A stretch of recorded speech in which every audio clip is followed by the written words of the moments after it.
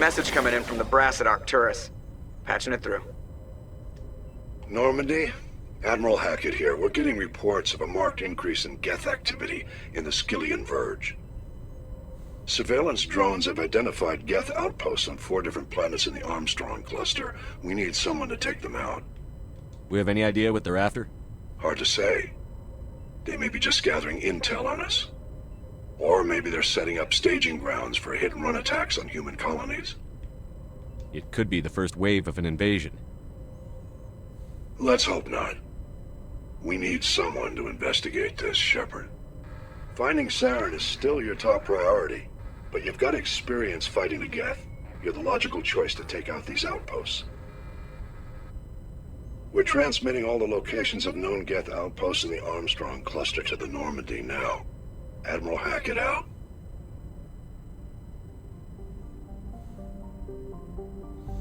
Well, this is what I was going to do anyways. Alright, well, Vamish...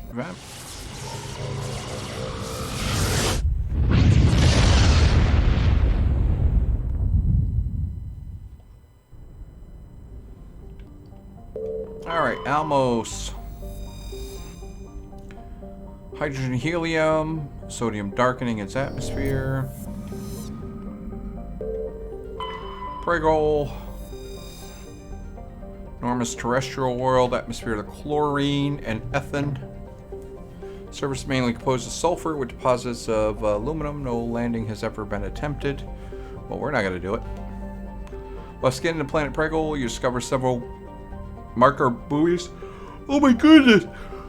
Orbiting Chief Engineer Adams secured some high-res optical images of the buoys, which appear to have been neglected for some time. Each one was marked with the Batika colony insignia. You know what I was thinking? It's like every time we have those meetings, and it's all my companions, but you know, why isn't Chief Engineer Adams and frickin' my XO Presley in that meeting? In those meetings. Oh my God! I got this new cup, this new 32-ounce cup for my coffee, but and it keeps it hot, and boy, does it keep it hot for hours. Oh my God, burnt my tongue.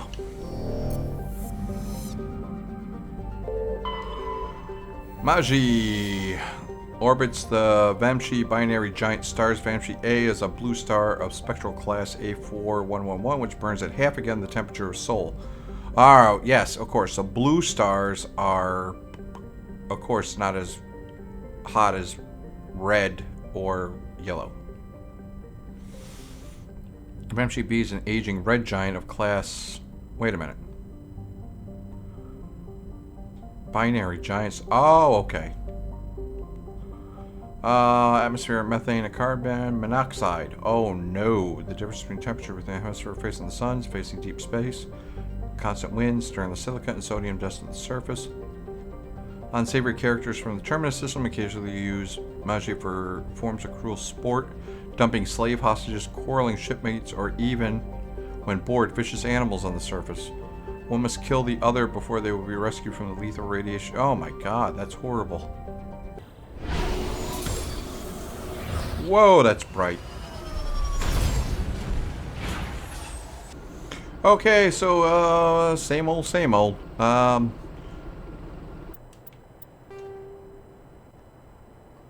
Geth outpost. Anomaly debris. So I'll be doing a perimeter around here and then end up there. And we're getting shot at. Where? Oh.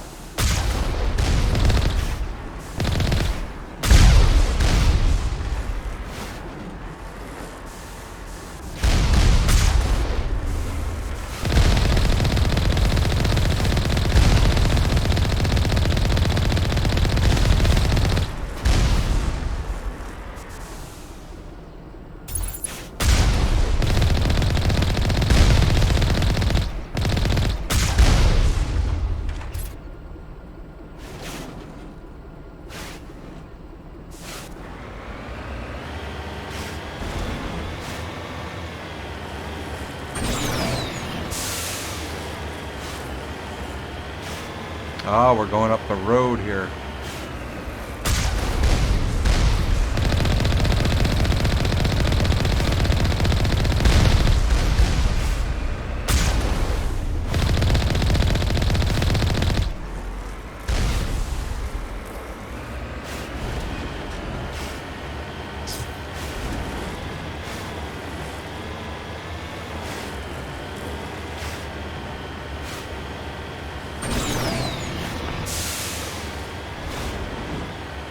Jamming us.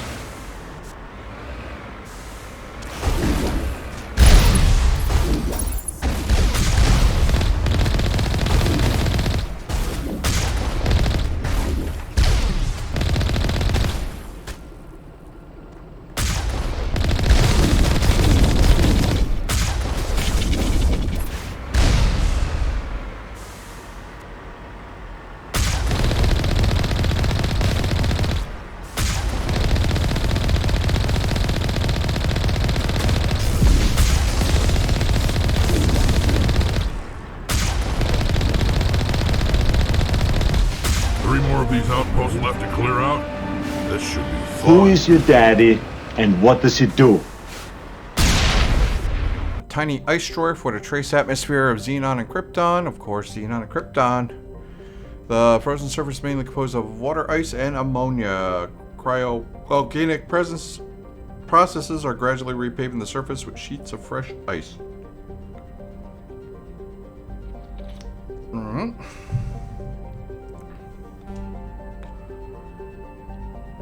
Lithium.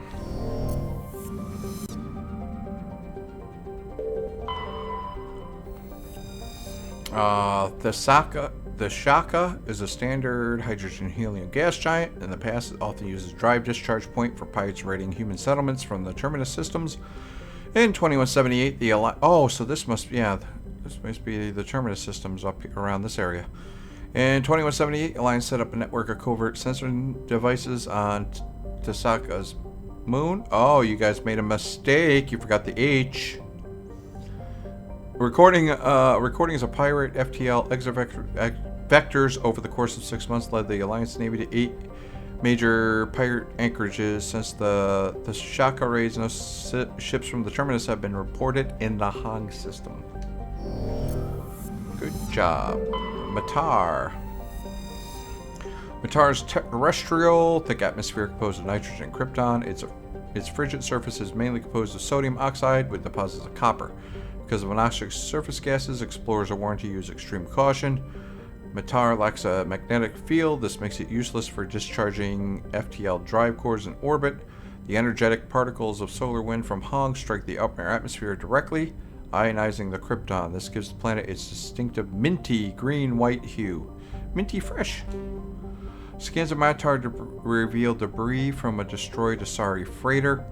Further scans uncovered a body which was brought on board Dr. Chakwas. Oh, actually, I had some work to do. Examined it, but learned nothing about its origin. She's freaking useless. Among the Asari's personal effects, however. Yay, Delinga's writings.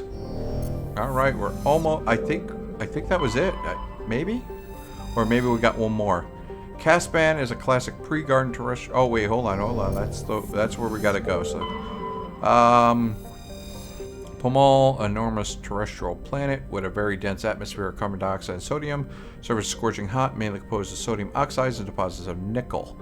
There's evidence that Pomal was once covered with broad, shallow seas. Should a probe ever be sent to the surface to check for ancient fossil life, might prove valuable. 492 degrees Celsius. Oh my goodness. Alright, so Casban is a classic pre-garden terrestrial world with conditions similar to those on Earth millions of years ago. Its hot, humid atmosphere is mainly composed of nitrogen and carbon dioxide. Well, there you go. All they need is plant life. The plant... So they got moss, lichens, and... moss, lichens, and that'll evolve into having ferns. And those ferns will utilize the carbon dioxide and give off oxygen. And that's where life is born. That's how life... Oh, here we go. An increasing amount of the surface is covered by lichen. Yep, simple lichen and algae. Oh, I forgot algae, yeah. Should no unexpected calamity occur, these tiny plants would change the atmosphere to earth like nitrogen, oxygen. Oh, look at that. Dude, I swear to God, I did not read ahead over the next few millennia. Due to its potential for future habitability and sapient life, Kesben is designated a sanctuary world by the Citadel Council. Oh, you gotta have the Prime Directive. Landing is prohibited by law, and any disturbance of the fragile young ecosystem will result in harsh fines and imprisonment. Wait a minute. At present, the planet is passing through the debris trail of a long-period comet. Wait a minute. Am I going to get fined for this? Okay, so this is, this is pre-life, so, basically, I'm going to bring Garrus and Tally because they have a lot of tech strength, and so if I have to repair... If we're not going into bases and we're not really fighting... What is that in the background? If we're not doing the fighting and everything, I need them to repair and also if we find probes or something. So the electronic skill goes to like easy decryption.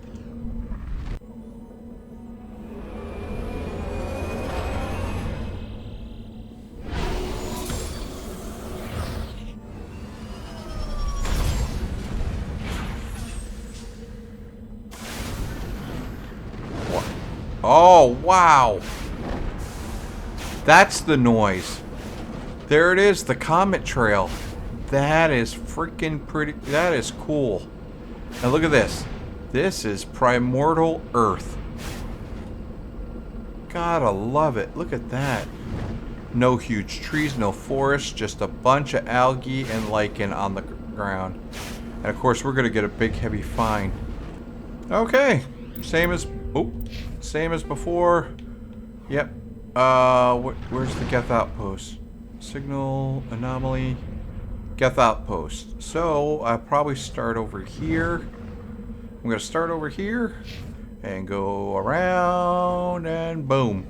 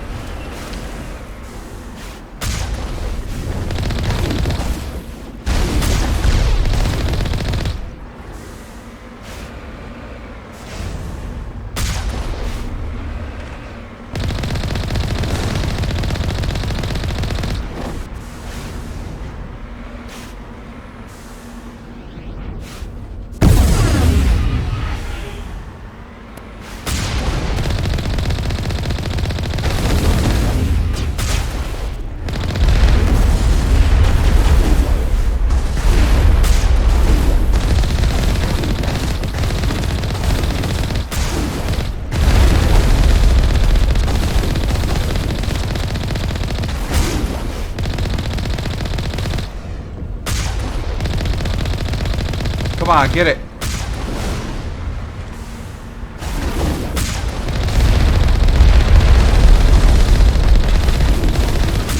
Outposts done. We're halfway there.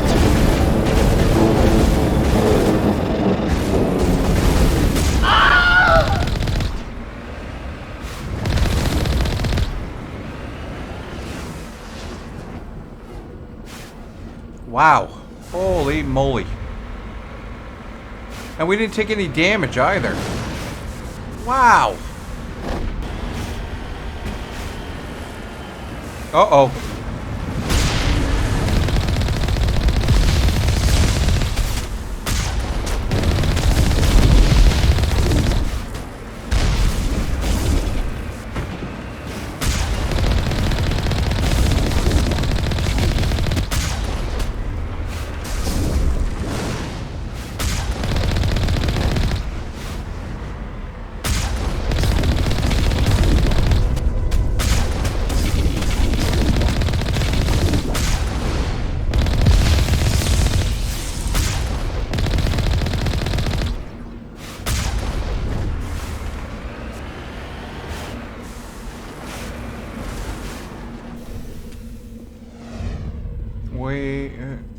Oh, oh, oh.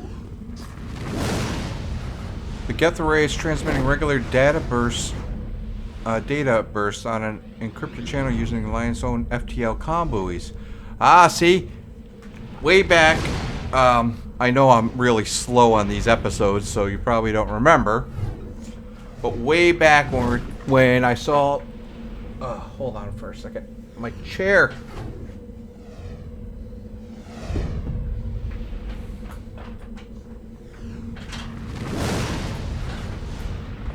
My chair's doing me in. Way back when we had that codex. When we had that codex about the FTL comm buoys, and they were saying that, you know, they're vulnerable to being hacked or disabled. That's exactly what the Geth are doing. And I guess I was wrong, because I went back off camera and I was just trying to talk to all my companions, making sure I didn't miss any dialogue. And Shepard actually says, the Geth are like a hive mind. Oh, sorry, yeah, my chair is giving me fits. Okay. Yeah, so that's what they're doing. They're basically using our own FTL comm buoys.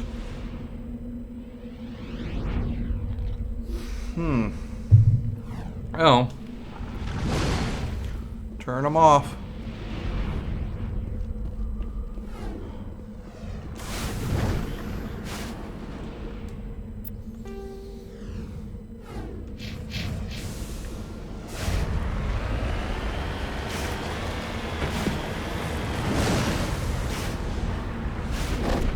Before I go on, when we first got here, the sun was below the horizon and now it's above, so time is changing.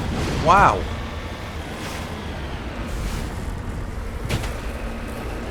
I might as well just stick with this. We got all the minerals and stuff. I don't even know why I'm doing the perimeter crap anymore.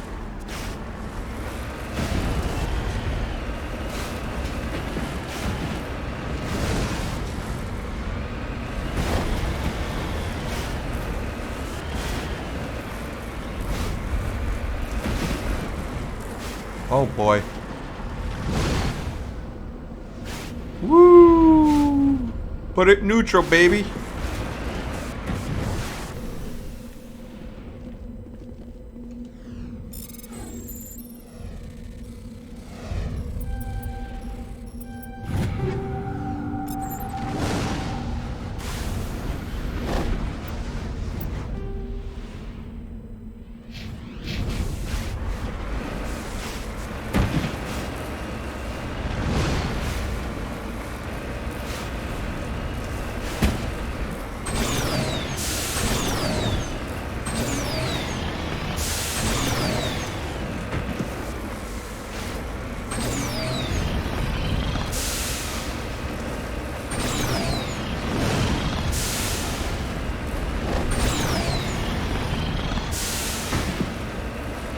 Oh, this isn't like the other planet. The other planet had no grass to kind of go on to.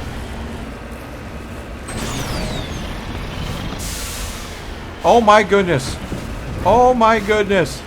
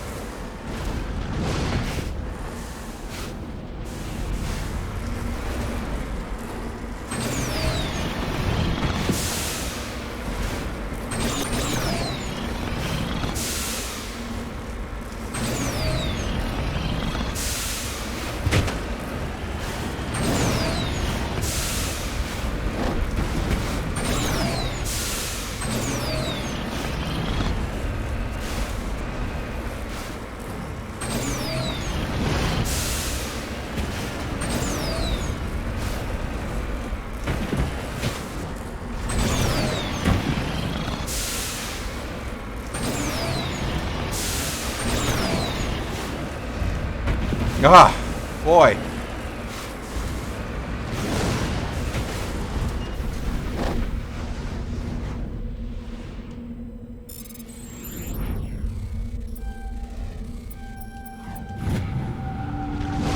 Buried on the beacon, identification tag for Captain Thien. There's no indication why it was hidden here or who buried it in the first place. Captain Thien, I must tell you that you are now fined for interfering with this ecosystem. Tereshkova. Oh, now in there. Oh, was she the first woman astronaut? Think so.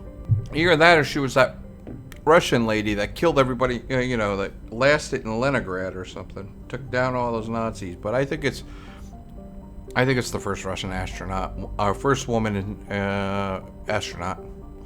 Our second Tereshkova, rock of unremarkable ores, some deposits of water ice, blah blah blah, gas giant, solid, blah blah blah. Formed too close.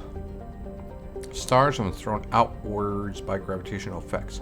Computer models suggest it will be ejected from the system in a few 100,000 years. Aww. I'm sorry, Mawinar. You're totally getting rejected. Salmarlan is one of Tereshkova's 2 outer worlds, limitedly removed from the rest of the system and went on stable elliptical orbits. I thought they may have formed within 3 AU of the binary stars and were hurled outward due to instability of such orbit. Hydrogen, helium, blah blah blah, and we can't get anything for it. Major bummer.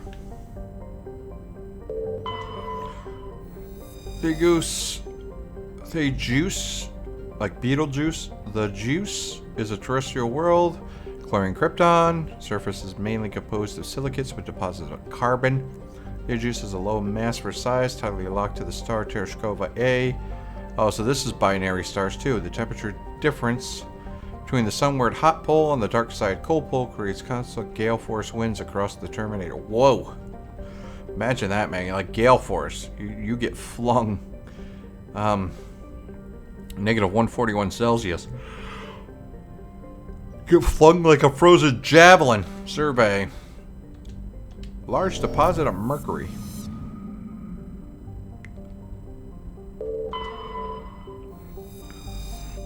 Hunsalra. Unusually large amounts of nitrogen in the atmosphere, which glow purple when ionized by the solar wind. Well, that must be pretty. I can't see purple, but I've known a lot of people that's their favorite color, purple. So it must be good, right? On Sarah's convenience. I mean, I see it as blue. Dump drive charge.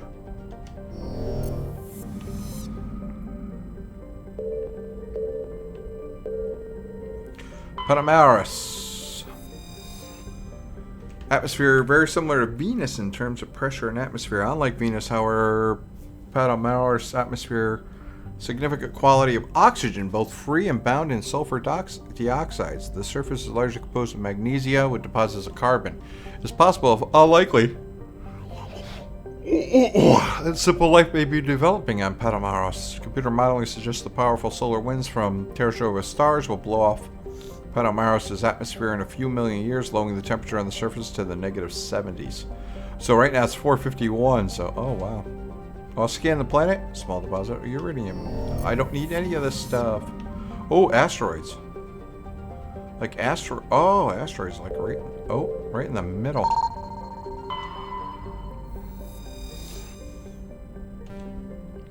While scanning the asteroid field in the Tereshkova system, you picked up some anomalous readings. After some daring maneuvering by Joker, a small team was able to recover some debris from one of the larger rocks. League of One medallion. That's what I want. Okay, so here we go. This is going to be it. Antibar. Cold terrestrial world. Wait a minute. Okay. Methane and argon. Frozen surface mainly composed of iron with deposits of magnesium. World has been noted as a possible target. For long-term terraforming, I'm gonna have... we gotta get done with this Geth thing, because I'm yawning all the time. Atmosphere could be increased the thickness of Earth. The global average temperature would rise up by 10 degrees Celsius. Antibar's combination of low temperatures, high-speed surface winds, and low visibility make it dangerous to explore on foot. Great. Negative 34, so it would be negative 24 Celsius. Well, that's going to be okay, because we're only going to go out for a second.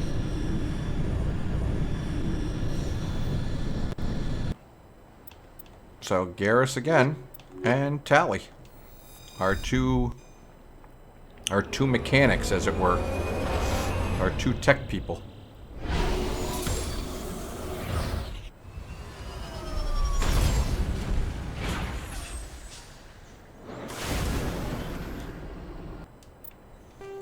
See what this map is.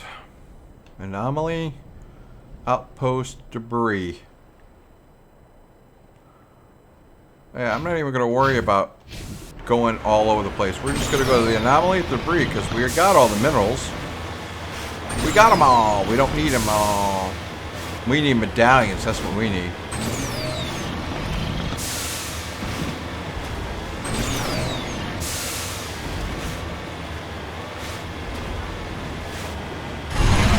Uh-oh.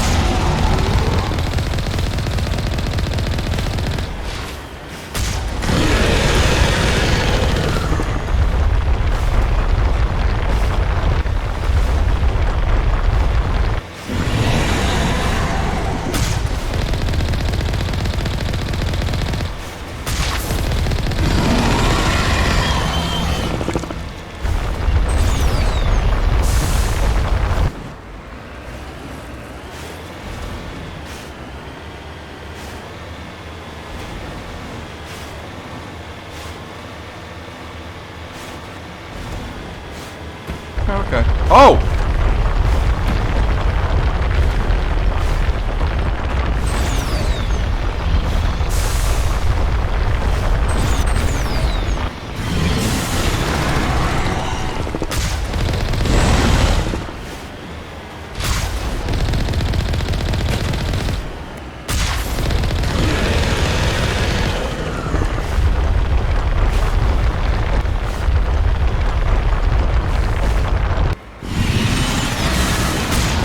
Whoa, that thing up close.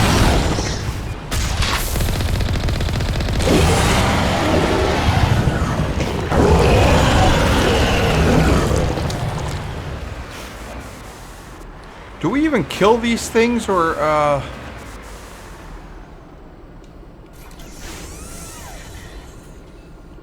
do we kill these things, or do I mean, do they just go down into the surface? Vehicle and the human corpses show the telltale signs of Geth weapons fire. The Geth have been mangled by the Thresher Maul. At least they got what was coming to them. I don't see the Geth here. Oh, there's the Geth. No, that's not a Geth. Oh yeah, that's a Geth.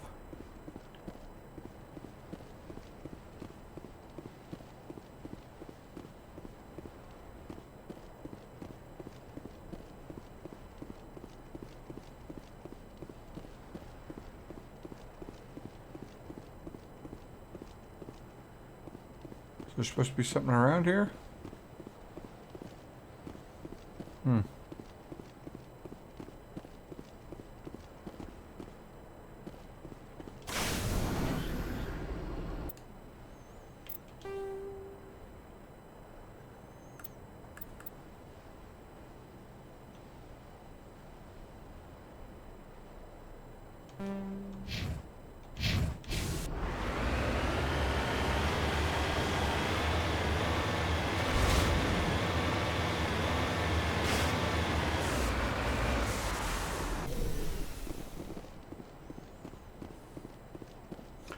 Uh-oh. Am I gonna have another flashback here?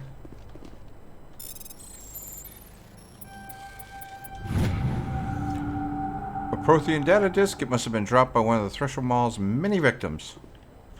And there we go. I think we got a lot of things. I think we got most of the stuff. We need one more Asari writing. We need 3 League of medallions. Oh, there they are.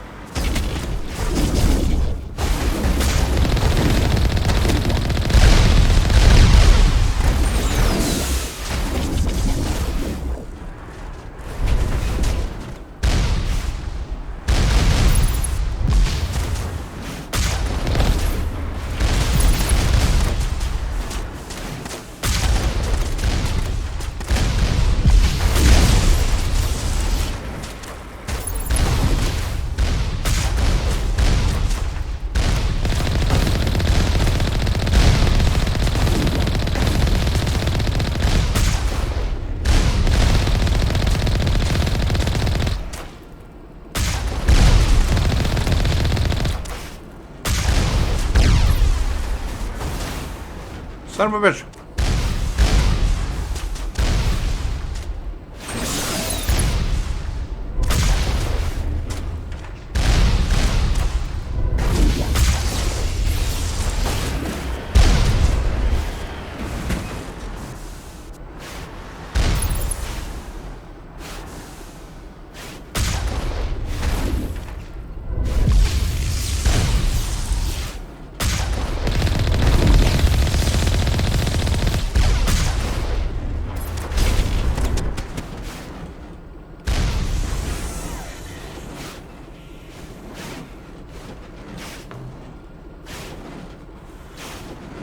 Son of a bitch. That's it.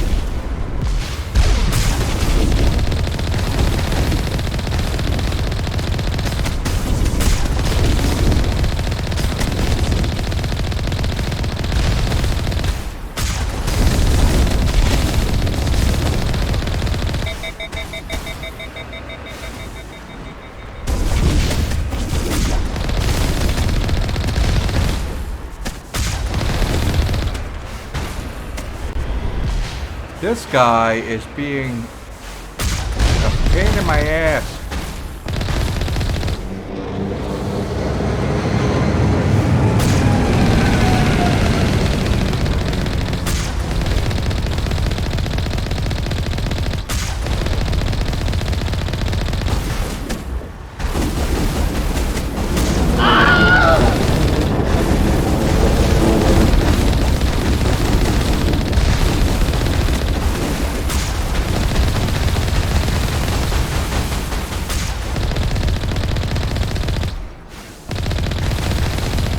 Just one more outpost left.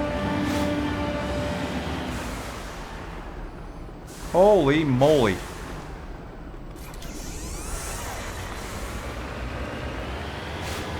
Now that's tough. Small rock and ice planet. Trace atmosphere methane ethane. Frozen surface is mainly composed of carbon with deposits of calcium. Antramungan uses crude anchorage for terminus pirates for many years. Shells of temporary dwellings blasted by Alliance frigate patrols dot the surface. But always, the pirates return to ground their ship's drive charges, chip out some water ice, and trade slaves and stories. The deeper layer of Antarugman's interior is semi-liquid slush due to the presence of methanol. Hey, that's the stuff in shaving cream, isn't it? It is thought that the bacterium in the deep core create the natural antifreeze. Oh, it's antifreeze. Some species of terminus pirate drill. Yeah, we use antifreeze on our face. It's menthol, not methanol. Some species of terminus pirate drill through the ice crust to recover the natural alcohol. Alright, next. Sogolaris. Small terrestrial planet, then atmosphere, nitrogen, argon, frigid surface mainly composed of water ice, which can be plainly seen in the bottom of recent craters. The dark coloration in the surface is caused by a carbon and ferrous material pushed up from the denser core by cryovolcanic processes.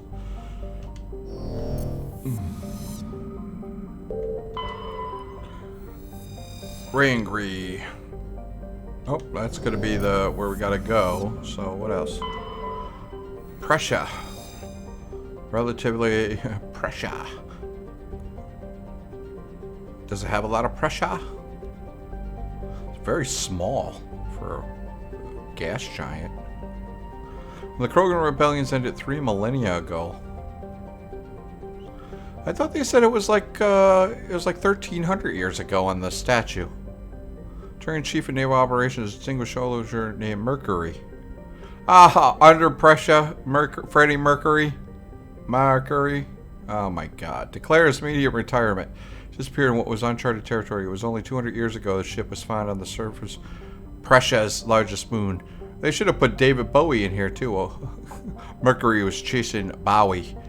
Atlanta gently had been deliberately shut down. Of Admiral Mercury, however, no trace was ever found.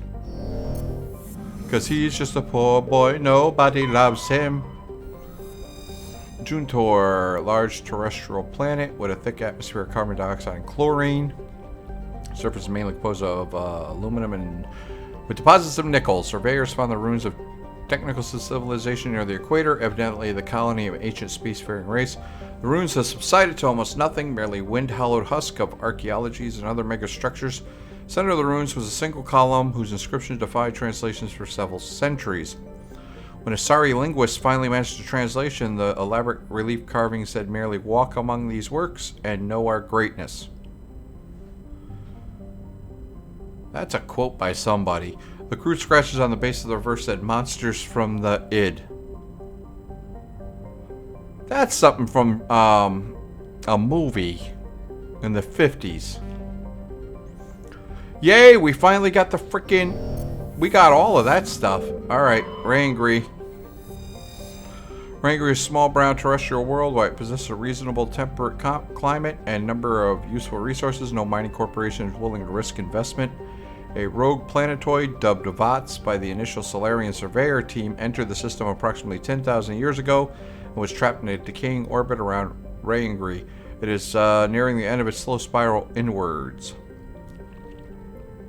Earthquakes and cyclonic windstorms are increasingly common on Rangri.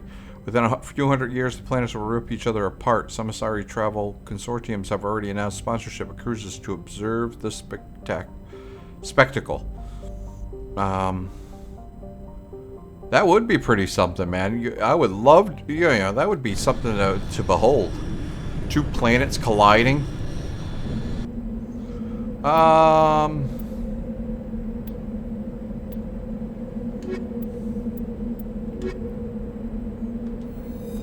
Since we really don't have to do much. Oh my goodness, do you see that?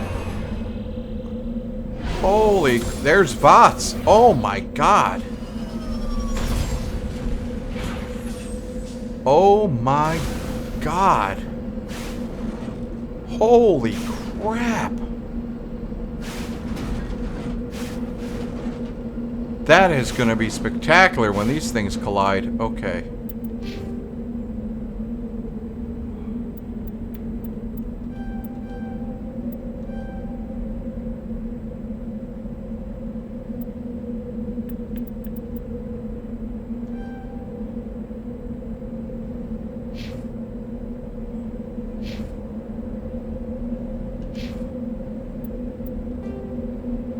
Where are we?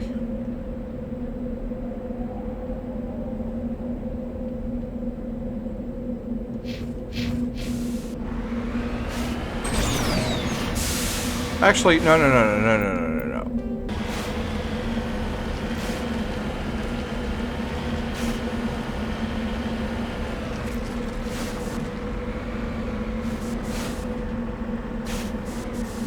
Ah, okay.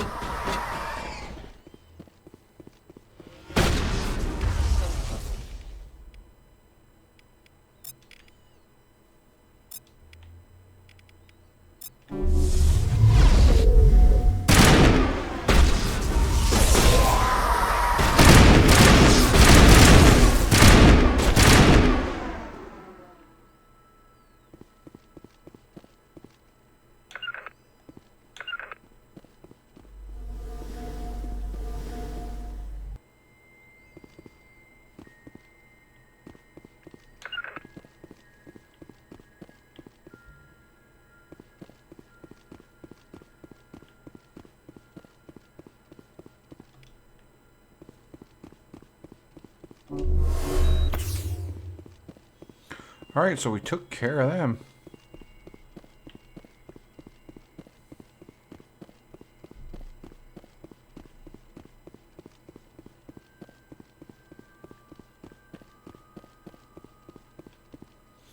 That must have been some scavengers or pirates, which, you know. I'm not going to feel too bad about. And this is going to be a hallway with a door on the left, a door on the right. Yeah, how did I know?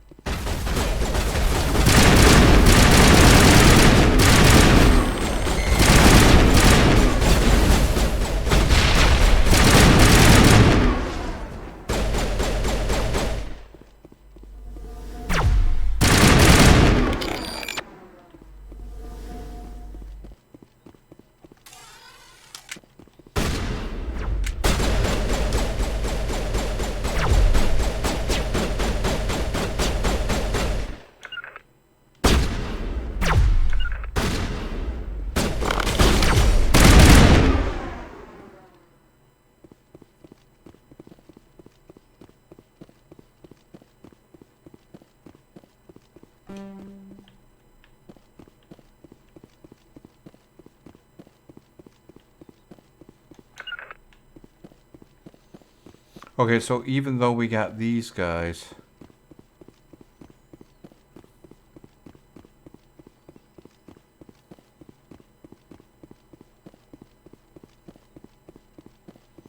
there's going to be more outside for us. There has to be.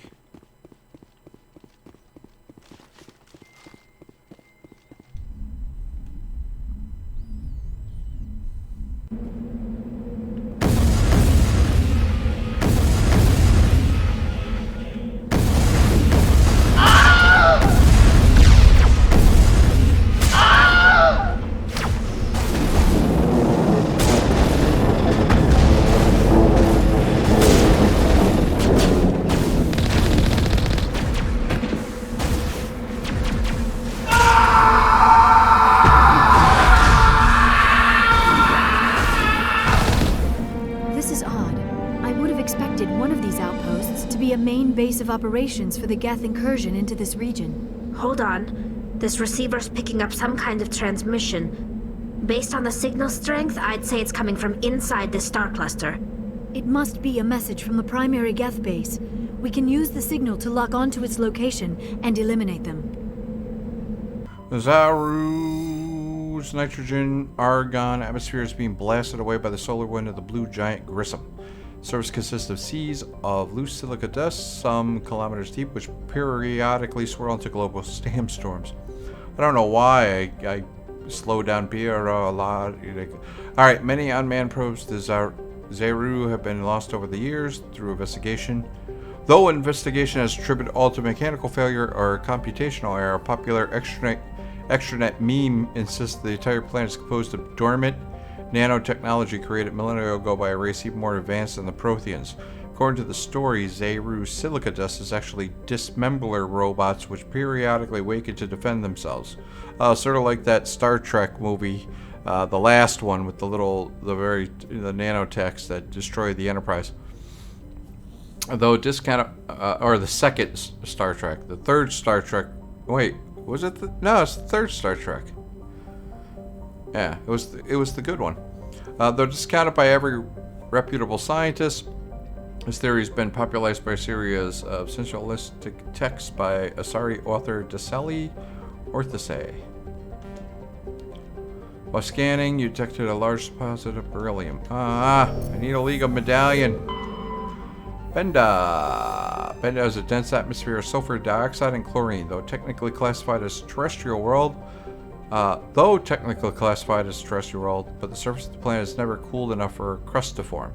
Global sea of molten rock. Zehru's atmosphere is being blasted away by the solar wind, which, once its thick atmosphere is gone, Benda's surface will be a mere 400 degrees Celsius. Right now it's 3,151.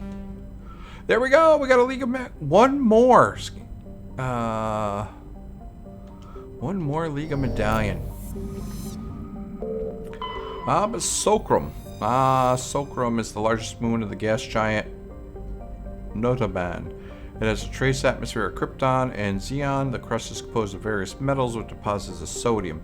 As with everybody in the solar system, the surface is scorching hot and thoroughly radiated by the blue giant Grissom. Surface excursions without proper protective gear are certain to prove fatal. Holy shit. On approach to Notaban, Normandy's passive sensor array intercepted a fragmentary coded transmission from the surface of Sokrum. Attempts to decrypt the message were fruitless. It does not appear to be in any software coding language used by Citadel races. Of course, it's the freaking Geth, that's why.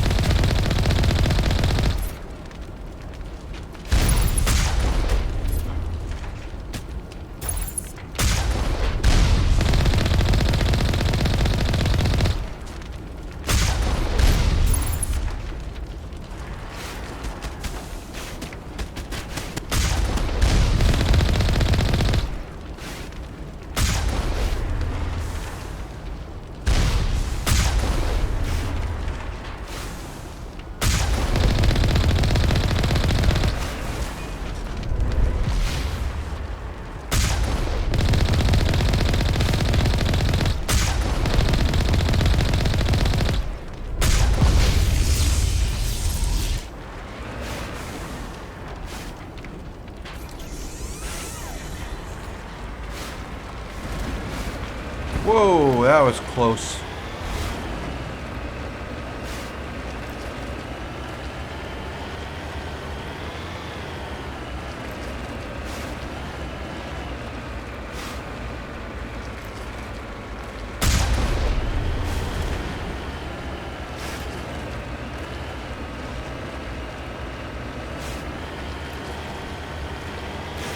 Great success.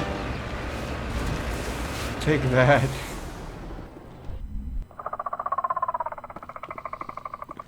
Alright guys, game crashed on me again. So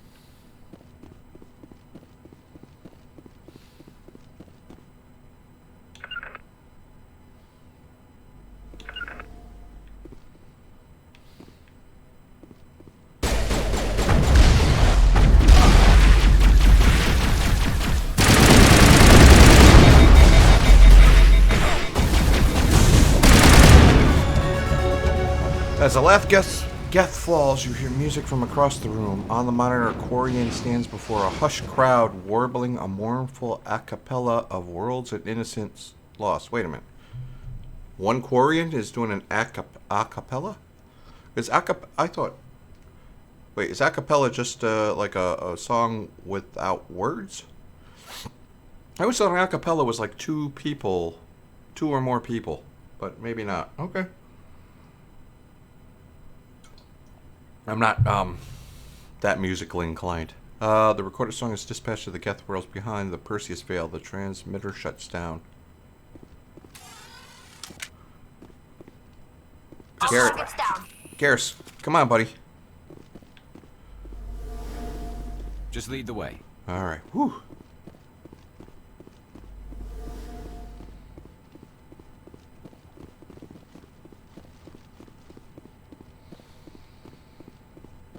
Yeah, same kind of room. So if there's anything that this game kind of like is like meh, is a meh on the game. I mean, the lore and the characters pretty good. It's just the map levels. But then again, it's a game. So the fact that they have like all, you know, the planets and everything is a little bit better than. Discover a number of encrypted Geth data files. In the proper hands, they could reveal much about the evolution of the Geth since the banishment of the Quarians. Okay, that was pretty long with the Geth incursion, so we're going to end it here. Thank you so much for joining me. Beginning of the next episode, we're going to talk to the crew. And let's see, what else? Well, we'll talk to the crew. I don't want this going on too long. Thanks for joining me. Get off my interlawn.